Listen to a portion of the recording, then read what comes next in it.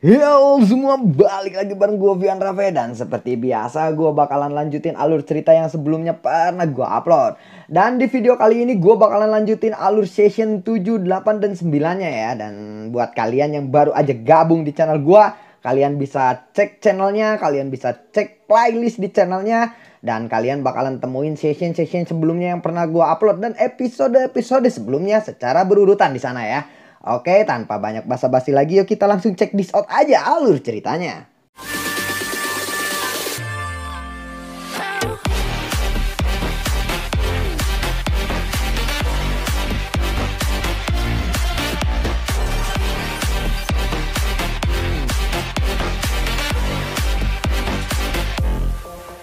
Di episode sebelumnya, Xiaoyan yang kaget melihat Lin yang ternyata ada di sini mengikuti kompetisi. Dia lalu berkata, "Apa yang dilakukan orang itu di sini?" ucap dari Xiaoyan. "Karena semua orang telah berkumpul saat ini, kompetisi akan segera dimulai," ucap dari Lei Zunze dari kursi pemimpin. Setelah kata-kata Lei Zunze terdengar, suasana di arena tiba-tiba menjadi tegang. Sejenak Xiaoyan memfokuskan tatapannya kepada Lin Yan. Dengan penglihatannya dia bisa mengetahui kekuatan Lin Yan yang berada di The Huang bintang keempat. Kekuatan ini mungkin dianggap cukup bagus di tempat lain, tetapi masih belum memenuhi syarat untuk berpartisipasi dalam kompetisi di tempat ini. Tidak terduga bahwa dia benar-benar mencapai level The Huang setelah tidak bertemu selama bertahun-tahun. "Aku ingat sebelum aku melakukan retreat, saat itu kekuatan Lin Yan hanya berada di kelas doang," ucap dari Xiaoyan. Sementara itu suasana di arena telah mencapai tingkat yang sangat tegang. Pertarungan yang kacau dalam arena membuat penonton bersorak-sorai. Dalam kekacauan ini wajar saja jika ada beberapa orang yang bekerja sama melawan orang lain. Xiaoyan awalnya mengira kompetisi besar semacam ini akan memilih metode eliminasi 1 lawan 1.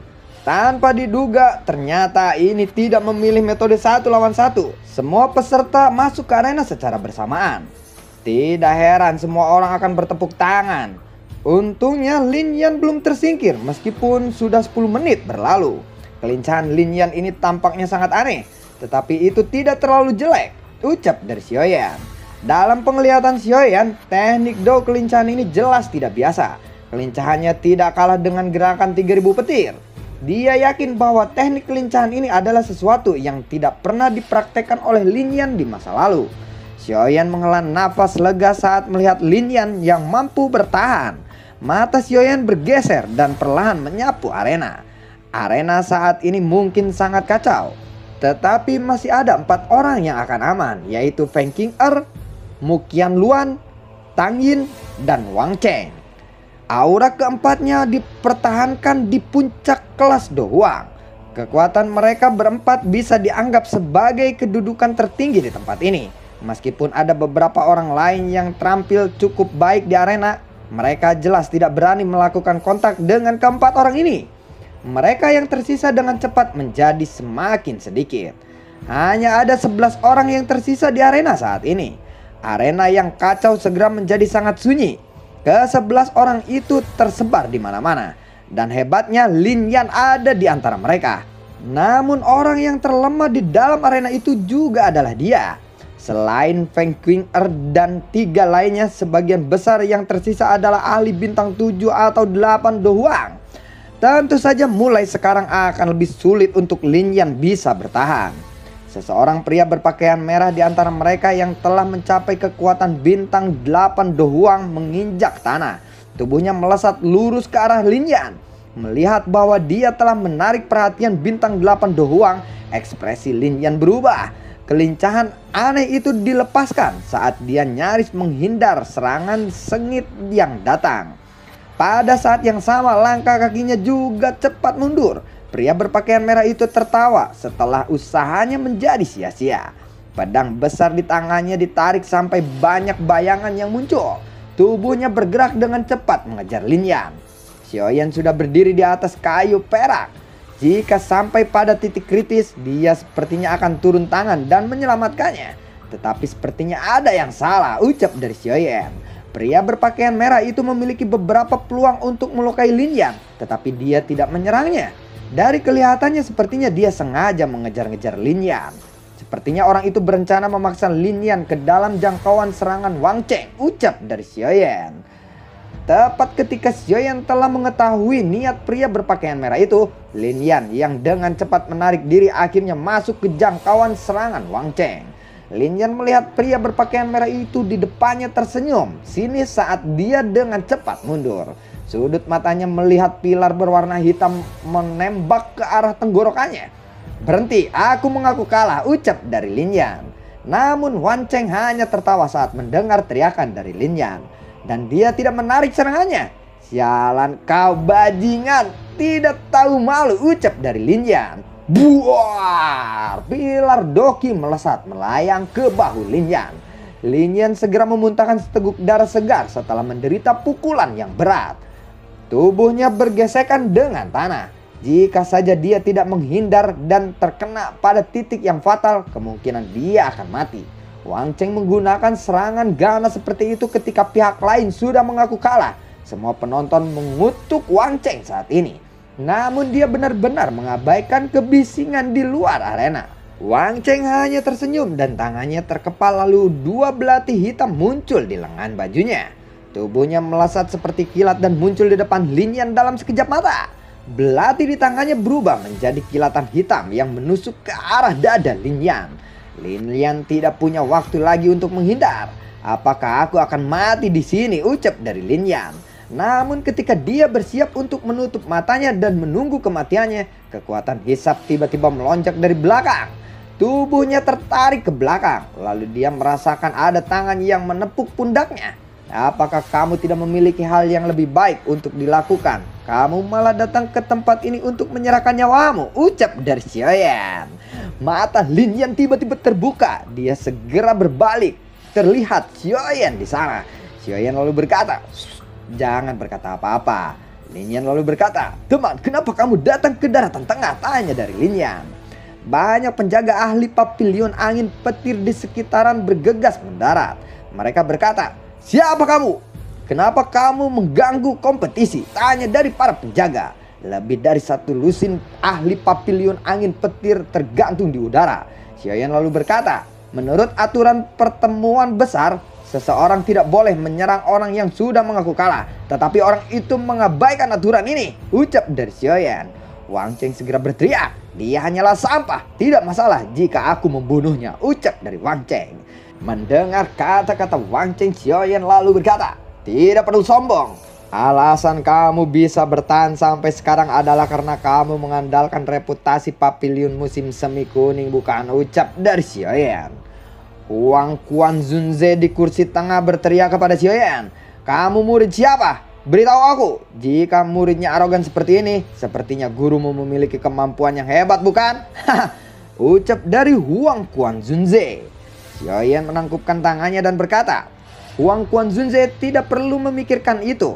Aku hanya mengatakan kebenaran. Temanku ini sudah mengaku kekalahannya, tetapi orang itu tetap menyerangnya. Tindakan itu sudah melanggar aturan kompetisi." Tiga tetua itu melihatnya dengan jelas. "Aku pikir semua orang tahu siapa yang benar dan siapa yang salah," ucap dari Xiaoyan. "Sudahlah, jangan banyak berbicara. Hei, Lei Zuze, selesaikan masalah kecil ini dan jangan sampai menghalangi kemajuan kompetisi," ucap dari Huang Quanzunze. Lei Zunze lalu berkata, "Hahaha, bagaimana menurut kalian berdua? Apakah kita harus menangani masalah ini?" tanya dari Lei Zunze. Huang Quanzunze kembali berkata, "Mari kita lakukan sesuai aturan. Siapapun yang melakukan pelanggaran dalam kompetisi harus menerima hukuman yang berat. Tetapi karena ini adalah pelanggaran pertama dari orang ini, biarkan dia menderita 5 pukulan penangkal petir dan usir dia dari gunung petir," ucap dari Huang Quanzunze. Feng Junze lalu berkata, "Bukan dia yang salah.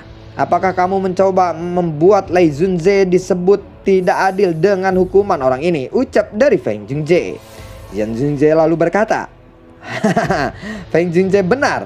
Meskipun orang ini telah mengganggu kompetisinya, dia punya alasan untuk melakukannya. Mari kita semua mundur dan membiarkan orang ini pergi bersama temannya." Lalu pertemuan agung pun dilanjutkan. Bagaimana menurut kalian? Tanya dari Jian Zunze. Wong Qian Zunze lalu berkata kepada Xiaoyan, karena kamu pikir Wang Cheng bisa bertahan sampai akhir karena dia mengandalkan pavilion musim semi kuning, aku akan memberimu kesempatan untuk bertukar pukulan dengannya. Kamu bisa membawa temanmu, apapun hasilnya. Bagaimana? Tanya dari Huang Quan Zunze. Lin Yan di samping Xiaoyan lalu berkata, jangan pedulikan orang tua itu. Ayo kita pergi saja, ucap dari Lin Yan. Wang Cheng lalu berkata, jika kamu tidak berani bertarung, kamu harus bersujud 3 kali kepada guru. Masalah ini akan berakhir jika kamu melakukannya, ucap dari Wang Cheng. Lin Yan lalu berkata, Xiaoyan, jangan gegabah, ayo kita pergi, ucap dari Lin Yan. Xiaoyan lalu berkata, tenang, orang yang datang dari akademi dalam tidaklah lemah, ucap dari Xiaoyan. Xiaoyan perlahan mengambil langkah maju. Xiaoyan lalu berkata kepada Wang Cheng, maju sini lu bangsaat, ucap dari Xiaoyan. Seluruh stadion bersorak ketika mereka melihat Xiaoyan melangkah maju. Huang Quan Zunze lalu berkata, Lei Zunze, bagaimana kalau mengambil sedikit waktu kompetisi? Tanya dari Huang Quan Zunze. Lei Zunze lalu berkata, baiklah silahkan, semoga tidak terlalu lama, ucap dari Lei Zunze. Huang Quan Zunze tersenyum, tatapannya beralih kepada Wang Cheng. Dia lalu berkata, masalah ini disebabkan olehmu, jadi kamu harus menyelesaikan masalah ini. Kamu harus tahu konsekuensinya jika kamu gagal menyelesaikannya, ucap dari Huang Quan Zunze. Wang Cheng lalu berkata, guru, percayalah, aku akan membuat orang ini membayar semuanya, ucap dari Wang Cheng. Wang Cheng menatap Xiaoyan. Dia perlahan mendekat. Wang Cheng lalu berkata, jika kamu mengaku kalah sekarang dan bersujud 3 kali, aku akan melepaskanmu, ucap dari Wang Cheng. Xiaoyan lalu mengepalkan tinjunya dan Doki segera melonjak dari tubuhnya. Doki dengan cepat berkumpul di telapak tangannya dan pedang Xuan energi hijau giok pun terbentuk. Pedang Xuan asli terlalu mencolok. Jika dia mengeluarkannya di sini, dia akan segera dikenali. Tubuh Wang Cheng bergerak dalam waktu singkat. Dia telah muncul di belakang punggung Xiaoyan. Belati di tangannya bergerak seperti kilat. Xiaoyan dengan cepat menangkis serangan itu. Buar. Doki berwarna hitam menempel di belati Wang Cheng. Doki itu berubah menjadi 2 ular sanca besar mengarah ke arah Xiaoyan. Xiaoyan segera meluncurkan kepalan tangan angin. Buar. Wang Cheng berkata, ini hanya pemanasan, jangan dulu sombong, ucap dari Wang Cheng. Doki hitam pekat melonjak keluar dari tubuh Wang Cheng. Wang Cheng lalu berkata kembali, kamu telah kehilangan kesempatan terakhirmu untuk menyerah. Tarian belati bulat korosi tulang. Dalam sekejap Wang Cheng muncul di depan Xiaoyan. 2 belati di tangannya berubah menjadi cahaya hitam yang tak terhitung jumlahnya. Xiaoyan lalu berkata, penguasaan aliran tubuh 6 sendi. Pedang Xuan di tangan Xiaoyan bergerak membentuk banyak bayangan pedang Xuan yang mengelilingi tubuhnya. Tang ting tung, jangan dihitung. Bledu. Cahaya hitam datang dari segala arah menghantam bayangan pedang Xuan. Bayangan pedang Xuan tiba-tiba menghilang. Aura yang kuat pun melonjak. Nyala api dengan cepat berkumpul di ujung pedang Xuan. Xiaoyan lalu berkata, 6 penggaris aliran tubuh gabungan, 6 api gabungan, ucap dari Xiaoyan. Nyala api coklat kehijauan menempel di ujung pedang Xuan. Ekspresi semua orang yang hadir berubah. Tang Yin, Mu Qin Luan, dan Feng Qing'er berkata, orang ini sebenarnya adalah seseorang elit Dozong. Jian Zunze lalu berkata, sepertinya orang ini tidak selemah yang kita kira. Bahkan Wang Cheng bukan tandingannya, ucap dari Jian Zunze. Huang Quan Zunze lalu berkata, pertandingan belum berakhir. Menebak hasil yang belum pasti hanyalah akan mempermalukan dirimu sendiri, ucap dari Huang Zunze. Aku ingin lihat siapa yang pada akhirnya akan malu, ucap dari Jian Zunze. Melihat kekuatan Xiaoyan melonjak, Wang Cheng lalu berkata, bagaimana mungkin bocah ini bisa menembus Dozong? Wang Cheng bertanya-tanya. Wang Cheng kembali berkata, keterampilan darah musim semi kuning. Kedua mata Wang Cheng tiba-tiba berubah warna menjadi hitam pekat. Energi hitam pekat melonjak keluar dari tubuhnya ke segala arah. Melihat itu Tang Yin bergumam, orang ini bahkan sampai menggunakan keterampilan darah musim semi kuning, ucap dari Tang Yin. Wang Cheng mengepalkan tinjunya. Energi hitam kemudian melonjak. segera seluruh lengannya menjadi hitam. Wang Cheng lalu berkata, "Lengan mayat busuk musim semi kuning." Wang Cheng segera melesat ke arah Xiaoyan. Buar. Gumpalan api berwarna coklat kehijauan segera menutupi pedang Xuan. Setelah itu Xiaoyan mengarahkannya ke tangan hitam. Ya, bentreng buar. Saat tabrakan terjadi, gumpalan Grazer Lotus Core Flame disalurkan ke pedang Xuan. Ya, buar. Arena kayu perang berlubang besar akibat ini. Wang Cheng terpental jauh ke belakang. Seteguk darah lalu dimuntahkan olehnya. Saat Wang Cheng akan menggerakkan dokinya, gelombang rasa sakit yang membakar ditransmisikan dari tubuhnya. Dia segera melihat ke dalam tubuhnya. Terlihat gumpalan api hijau giok yang sangat panas memancarkan suhu yang tinggi di dalam tubuhnya. Xiaoyan lalu mengangkat kepalanya menatap Huang Quan Zunze. Huang Quan Zunze perlahan berdiri dan berkata, "Bagus, bocah. Kamu benar-benar membuatku terkejut," ucap dari Huang Quan Zunze. Xiaoyan lalu berkata, "Aku telah memenuhi kesepakatan kita. Selamat tinggal," ucap dari Xiaoyan. Xiaoyan berbalik dan berjalan ke tepi stadion. "Tunggu." Xiaoyan berbalik dan menatap Wang Cheng. Dia lalu berkata, "Apakah kamu masih ingin bertarung?" tanya dari Xiaoyan. Wang Cheng lalu berkata, "Aku benar-benar tidak menyangka kamu akan maju ke kelas Dozong dalam waktu 3 bulan. Sepertinya kamu mendapatkan hasil yang maksimal dari kolam darah gunung surga. Bukankah begitu, Xiaoyan?" ucap dari Wang Cheng. Mendengar nama itu, orang-orang di stadion lalu berkata, Xiaoyan yang berkonflik dengan Pavilion Angin Petir." Tang Yin berkata, "Orang ini sebenarnya adalah Xiaoyan. Apakah dia sudah gila?" ucap dari Tang Yin. Mu Qingluan lalu berkata, "Dasar bodoh, dia benar-benar datang ke sini untuk mengantarkan nyawanya," ucap dari Mu Qingluan. Lei Junze lalu berkata, "Feng Tian, apakah dia itu Xiaoyan?" tanya dari Lei Junze. Feng Tian berjubah perak segera berdiri ketika dia mendengar kata-kata dari Lei Junze. Feng Tian berkata, "Bocah, lepaskan benda di wajahmu," ucap dari Feng Tian. Lin Yan memegang tombak panjang di tangannya dan segera muncul di samping Xiaoyan. Dia lalu berkata, "Cepat mundur." Xiaoyan menggelengkan kepalanya dan berkata, "Serahkan saja kepadaku," ucap dari Xiaoyan. Xiaoyan pun melepas penutup kepalanya, memperlihatkan wajah aslinya. Xiaoyan lalu berkata, "Ada apa kepala Pavilion Feng Tian? Apakah kamu berencana menyerangku hari ini?" ucap dari Xiaoyan. Setelah melihat wajah Xiaoyan, tubuh Feng Tian segera menghilang. Dalam sekejap Feng Tian muncul di belakang Xiaoyan. Cakar tangannya tertutup oleh petir dengan keras menembus dada Xiaoyan. Ya, buar. Feng Tian lalu berkata, "Hah? Bayangan." Feng Tian segera berbalik. Terlihat Xiaoyan ada di sana. Feng Tian lalu berkata, "Sejak terakhir kali aku melihatmu, sekarang kekuatanmu telah meningkat. Tidak heran kamu begitu sombong," ucap dari Feng Tian. Tatapan Xiaoyan beralih kepada Lei Junze. Xiaoyan lalu berkata, "Jika Lei Junze benar-benar merasa bahwa aku memiliki permusuhan besar dengan Pavilion Petir Angin, kenapa kamu tidak bertindak? Dengan kekuatanmu, aku pasti tidak akan bertahan satu pertukaran pukulan darimu. Kenapa kamu harus repot-repot?" ucap dari Xiaoyan. Mendengar itu Jian Zunze berkata, "Haha, bocah, ini benar-benar licik," ucap dari Jian Zunze.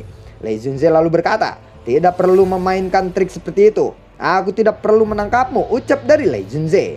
Xiaoyan lalu berkata, "Tentu saja Lei Junze tidak akan menangkapku. Tetapi bagaimanapun Pavilion Angin Petir pasti akan menangkapku," ucap dari Xiaoyan. "Bocah, tidak perlu berbicara dengan kata-kata tajam seperti itu," ucap kepala Pavilion Barat. Kekuatan yang agung tiba-tiba melonjak dari tubuh Fei Tian. Lin Yan berteriak, "Xiaoyan, cepat pergi!" Tatapan Xiaoyan beralih kepada Feng Junze. Xiaoyan segera berkata, "Feng Junze, aku harap kamu bisa melihat ini," ucap dari Xiaoyan. Feng Junze terkejut saat tiba-tiba Xiaoyan berbicara dengannya. Dia tersenyum dan berkata, "Haha, anak kecil, masalah ini adalah antara kamu dengan Pavilion Petir Angin. Tidak ada hubungannya denganku," ucap dari Feng Junze. Xiaoyan kemudian melepaskan cincin hitam kuno yang diberikan oleh Yalao. Setelah itu dia melemparkannya ke arah Feng Junze. Feng Junze segera meraih cincin itu. Senyum tipis terpasang di wajah Feng Junze saat dia melihat cincin itu. Feng Junze segera berkata, "Tidak ada yang boleh menyentuh bocah itu," ucap dari Feng Junze. Mendengar itu semua orang di arena terdiam karena terkejut. Lei Junze lalu berkata, Feng Junze, apa maksudmu? Tanya dari Lei Junze. Jian Junze lalu berkata, haha, Feng Junze, kita bisa diskusikan ini dengan baik, ucap dari Jian Junze. Feng Junze lalu menatap Xiaoyan dan berkata, apa hubunganmu dengannya? Tanya dari Feng Junze. Xiaoyan lalu berkata, dia adalah guruku, aku adalah muridnya. Feng Junze lalu mengangguk, tubuhnya bergerak dan dengan cepat muncul di depan Xiaoyan. Feng Junze lalu berkata, ini adalah jawaban yang paling ingin aku dengar, ucap dari Feng Junze. Xiaoyan mengeluarkan gumpalan kecil api putih. Melihat itu Feng Junze terkejut dan berkata, Bon Chilling Plan.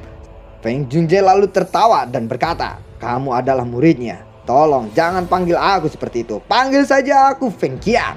Kamu juga bisa menganggapku sebagai gurumu, ucap dari Feng Junze. Xiaoyan lalu mengangguk dan berkata, salam Feng tua, ucap dari Xiaoyan. Hahaha, serahkan masalah ini kepadaku, ucap dari Feng Junze. Tatapan Feng Junze beralih kepada Lei Junze. Dia lalu berkata, Lei Junze, aku bisa saja hari ini mengalah kepadamu. Tetapi papiliun petir angin tidak akan bisa menyentuh Xiaoyan lagi, ucap dari Feng Junze. Lei Junze lalu berkata, ini adalah masalah antara papiliun angin petir dengannya. Jika kamu bersikeras untuk ikut campur, itu akan mempengaruhi hubungan antara dua papiliun kita, ucap dari Lei Junze. Jika sesuatu terjadi kepadanya, maka aku akan memulai perang di antara dua papiliun ini, ucap dari Feng Junze. Lei Junze lalu bergumam, hubungan apa yang dimiliki orang ini dengan Feng Junze? Kenapa Feng Junze melindunginya habis-habisan, ucap dari Lei Junze di dalam hatinya. Lei Junze kembali berkata, Feng Junze, Xiaoyan telah diam-diam mempelajari gerakan 3000 petir dari papiliun petir anginku. Dan bahkan telah memperoleh metode pelatihan untuk berlatih tubuh ilusi 3000 petir, ucap dari Lei Junze. Xiaoyan lalu berkata, Lei Junze, gerakan 3000 petir hanyalah sesuatu yang aku temukan di luar daratan tengah, asal usulnya dari luar negeri. Bagaimana mungkin kamu mengatakan bahwa aku diam-diam mempelajarinya, ucap dari Xiaoyan. Masalah ini dimulai antara Xiaoyan dan papiliun angin petir. Masalah ini akan diserahkan kepada Fei Tian. Siapapun pemenangnya, masalah ini akan dianggap selesai. Kami tidak akan ikut campur dalam masalah ini. Bagaimana? Ucap dari Lei Junze. Feng Junze lalu berkata, ada jarak yang terlalu jauh di antara Fei Tian dan Xiaoyan. Menindas yang lemah bukanlah reputasi yang baik, ucap dari Feng Junze. Kalau begitu, apa yang kamu inginkan? Apakah kamu ingin papiliun petir membiarkan Xiaoyan pergi? Aku pasti tidak akan melakukan hal seperti itu, ucap dari Lei Junze. Jian Junze lalu berkata, haha, mari kita bicarakan baik-baik. Pengalaman Fei Tian memang jauh lebih besar daripada Xiaoyan. Tidak baik mengajaknya untuk bertarung. Kenapa kita tidak meminta seseorang dari generasi muda untuk melakukannya? Ucap dari Jian Junze. Lei Junze lalu berkata, apakah Jian Junze bermaksud membuat King Er dan Xiaoyan untuk bertarung? Ucap dari Lei Junze. Jian Junze lalu mengangguk dan berkata, gadis kecil itu juga bukan orang yang biasa. Ucap dari Jian Junze. Baiklah, jika Xiaoyan dikalahkan, dia harus berjanji untuk tidak menggunakan gerakan 3000 petir di masa depan. Jika King Er kalah, dendam di antara Xiaoyan dan papiliun angin petir akan dianggap selesai. Bagaimana menurutmu? Oh ya, tentu saja persyaratan pertarungan ini adalah dilarang menggunakan kekuatan spiritual orang lain, ucap dari Lei Junze. Feng King Er di tepi arena mulai memasuki panggung arena. Feng King Er lalu berkata, aku Feng King Er dari papiliun angin petir. Xiaoyan, apakah kamu berani menerima tantangan dariku? Ucap dari Feng King Er. Xiaoyan segera berkata, aku terima tantanganmu, ucap dari Xiaoyan. Lalu bagaimanakah kelanjutan ceritanya? Nantikan konten gua berikutnya. Dan akhirnya Xiaoyan berhasil menemukan Feng Junze yang dulu pas Yalau titip pesan. Jadi kamu cari Feng Junze dan kasih cincin ini. Dan sekarang akhirnya ketemu. Jadi untuk gua tidak lupa untuk berterima kasih pada kalian yang sudah mendukung channel ini dari awal hingga akhir. Dan gua selalu ucapin terima kasih banyak buat kalian yang sudah mendonasikan sedikit rezekinya lewat link Saweria di bawah kolom deskripsi. Dan untuk yang suka konten gua bawain BTTH ini, kalian bisa like, share, dan bagi-bagikan ke teman, kerabat, segala macam, dan terserah kalian. Dan semoga sehat selalu untuk kalian. Assalamualaikum. Dadah.